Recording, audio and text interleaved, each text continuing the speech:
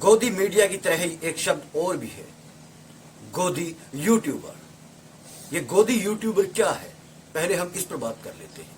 यह समझना जरूरी है, जो राज सत्ता की गोद में बैठकर राज सत्ता की हिमायत करता हो और उसके हिमायत में बातें करता हो, वो गोदी यूट्यूबर है, जैसे कि गोदी मीडिया। नमस्कार साथियों, मैं आपका साथी सतीश कुमार स्वागत करता हूं आपके और मेरे YouTube channel Satish Kumar SK पर। यह एक बहुत ही विकट दौर है। हम ऐसे समय में जी रहे हैं जहां आम जनता को हकीकत से रूबरू करवाने वाले तमाम साधनों पर एक ऐसे तबके, एक ऐसे धड़े का कब्जा है, बहुतायत में कब्जा है, जो राज सत्ता के गीत गाता है, जो एक पार्टी के रंग में रंग कर अपना फर्ज भूल गए हैं कि उन्हें किस लिए ये प्लेटफॉर्म मिला है। डिजिटल मीडिया हो या सोशल मीडिया, इसका बेहतर जो प्रयोग है वो यह हो सकता है कि आप जुल्म, जबर, असमानता, अन्याय और गलत के खिलाफ अपनी आवाज बुलंद कर सके। लेकिन इस विकट दौर में सत्ता के सिक्कों के खनक में अपना जमीर बेच देने वाले बहुत से लोग हैं जो यहाँ YouTube पर भी मौजूद हैं। वे राज सत्ता के उन तमाम बुरे कामों को ढकने की कोशिश करते हैं जो उन्होंने किए। यहाँ तक कि ये लोग गुजरात 2002 के दंगों को भी महिमा मंडित करते हैं। न केवल महिमा मंडित करते हैं बल्कि उसे जायज भी ठहरा देते हैं। आज हम इन्हीं यूट्यूबरों पर बात करेंगे। बेसिकली इन यूट्यूबर्स का काम है राज सत्ता, जैसे कि अभी सत्ता बीजेपी के हाथ में है, बीजेपी और प्रधानमंत्री नरेंद्र मोदी के गुणगान करना, उनके हर बुरे या हर असफल प्रयासों पर मट्टी डाल देना। इस फहरिस्त में बहुत से नाम है, बहुत लंबी फहरिस्त है ये ऐसे यूट्यूबर्स की जो जनता को गुमराह करते हैं। और जब इन पर कोई बात करता है तो ये कहते हैं कि प्रधानमंत्री नरेंद्र मोदी का नाम लेकर ये लोग व्यूज बढ़ाना चाहते हैं, अपने सब्सक्राइबर्स बढ़ाना चाहते हैं। देखो, व्यूज और सब्सक्राइबर तो चाहिए सभी को, और दूसरी बात कि प्रधानमंत्री नरेंद्र मोदी का नाम न लिया जाए। ये हमारा देश है। इस देश की वाट लगाने में, इस देश के हिंदू मुसलमान भाईचारे को तोड़ने की कुप्रयासों में ये पार्टी जिसका नाम बीजेपी है, जो अभी सत्ता में है, इसका सबसे बड़ा हाथ है। इस देश के सोशल फैब्रिक को नष्ट करने में इनका हाथ है। तो क्या इन पर बात भी नहीं की जानी चाहिए? हम बात करेंगे और दिल खोलकर बात करेंगे, क्योंकि जब हमें ये अधिकार मिला है अपनी अभिव्यक्ति का, तो हम उसका उपयोग करेंगे। जैसे कि मैंने बात की इन यूट्यूबर्स की, ये सिर्फ राज सत्ता की ही बातें नहीं करते हैं, ये अभिव्यक्ति के अधिकार का सबसे ज्यादा दुरुपयोग करते हैं, जिसमें मुख्य है एक तो ये जयपुर डायलॉग्स वाला। ये मुसलमानों के खिलाफ खुलकर बोलता है, अपनी नफरत का खुलकर इजहार करता है। ये कौन सा अधिकार दिया है इन्हें? और इतना ही नहीं, काइयापन की हद देखनी हो तो इसके जाइए कभी YouTube चैनल पर। हालांकि जाना नहीं चाहिए ऐसे शख्स के YouTube चैनल पर जो नफरत के बुनियाद पर खड़ा हो, जिसका पूरा चैनल। कुछ लोग हैं, जैसे एक ये भाई है, ये अभी ताजा इन्होंने खाकी चड्डी पहनी है, ताजा बने हैं। ये इनका काम क्या है? प्रधानमंत्री नरेंद्र मोदी या कहीं बीजेपी पार्टी की वर्तमान असफलताओं, इनके वर्तमान कुकर्मों को ढकने के लिए ये इतिहास खंगालते हैं। ये कांग्रेस पार्टी का इतिहास खंगाल रहे हैं इन दिनों। ये कभी श्रीमती इंदिरा गांधी को डिक्टेटर बोलते हैं, तो कभी कुछ तो कभी कुछ। यहां तक कि इन भाई साहब ने रजाकारों पर एक वीडियो बनाना चाहिए, रजाकार गलत थे, लेकिन ये भाई साहब उस बात को छिपा गए जो बात कहनी चाहिए। रजाकार इतने ज्यादा नहीं थे जितनी ज्यादा तादाद में वहां के उदारवादी मुसलमान थे जो उन लोगों के हकों में खड़े हो गए थे जिन लोगों पर जुल्म किया गया था। ये भाई साहब उस बात को भी दबा गए जब भारतीय कम्युनिस्ट पार्टी ने तेलंगाना सशस्त्र किसान संघर्ष लड़ा था, पहले हैदराबाद के निजाम के खिलाफ और उसके बाद भारतीय राज सत्ता के खिलाफ। ये भाई साहब बहुत कुछ दबा देते हैं। क्यों?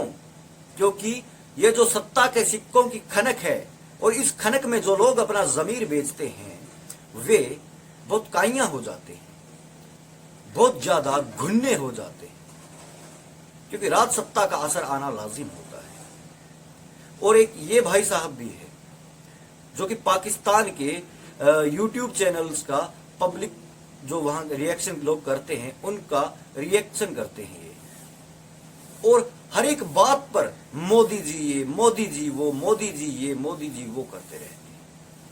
ये साबित करना चाहते हैं या ये स्थापित करना चाहते हैं कि मोदी जी से पहले जितने भी प्रधानमंत्री इस देश में हुए हैं वे कुछ थे ही नहीं, उन्होंने कुछ नहीं किया।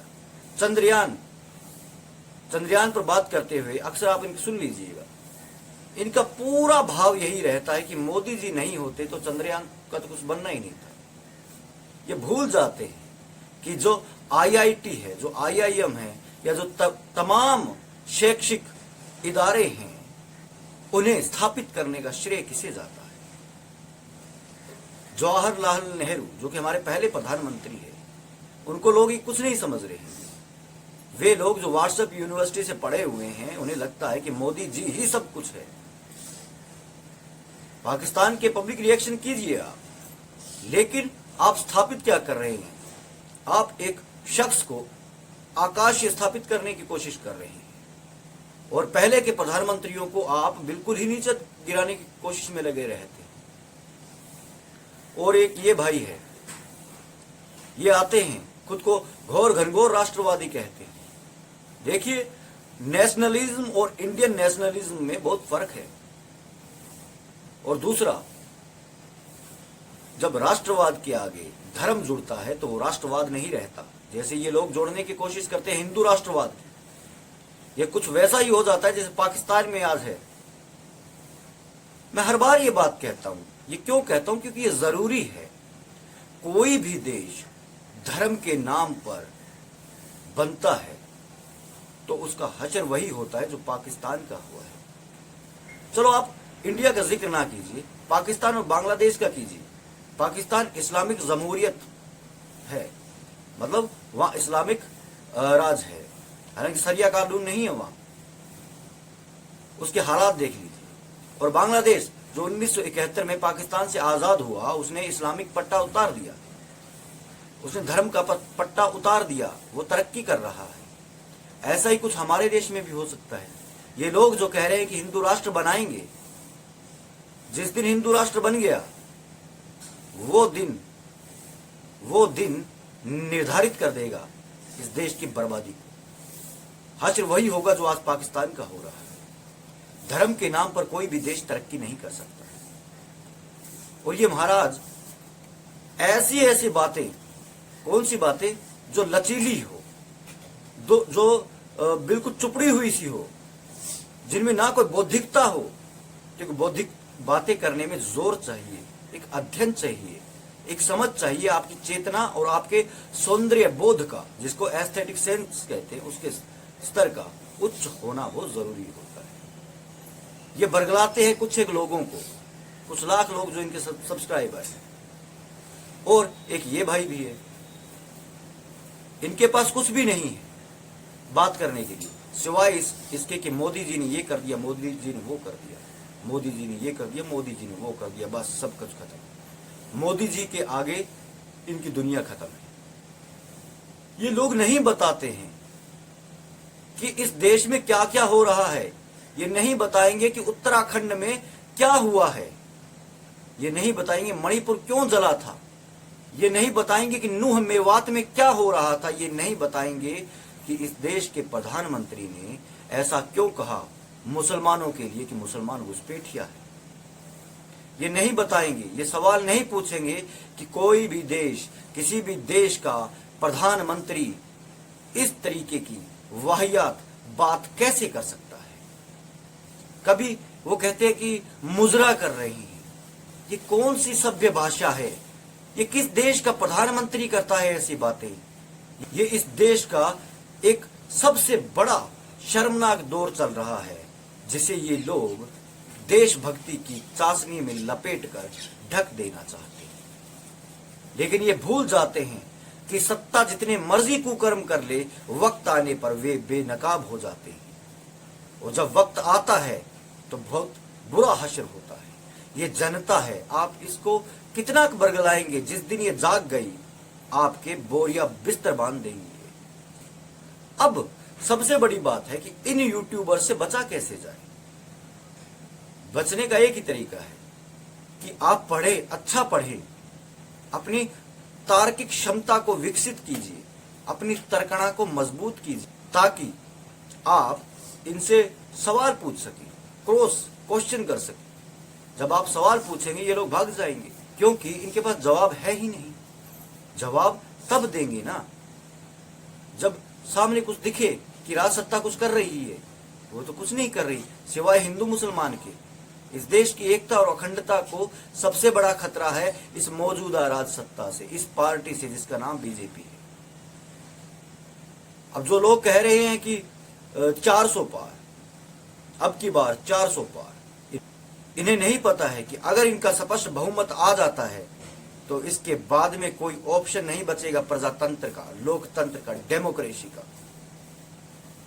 इस देश को लूट कर खा जाएंगे वे धनपति जो आज इस देश के विकास पुरुष माने जा रहे हैं इन यूट्यूबरों के द्वारा। ये जो गोदी यूट्यूबर है, ये अंबानी और अडानी को विकास पुरुष स्थापित कर रहे हैं। ये दौर हमें ही देखना था, ये हमारे ही वक्तों में होना था कि देश लुट रहा है और एक भीड़, एक भारी भीड़ उस लूट का, उन लुटेरों का महिमा मंडन कर रही है। खैर, जाने से पहले हर बार की तरह अगर आपको वीडियो पसंद आए तो लाइक कीजिए, शेयर कीजिए, चैनल को सब्सक्राइब कीजिए और बेल आइकन दबाना न भूलें। विदा।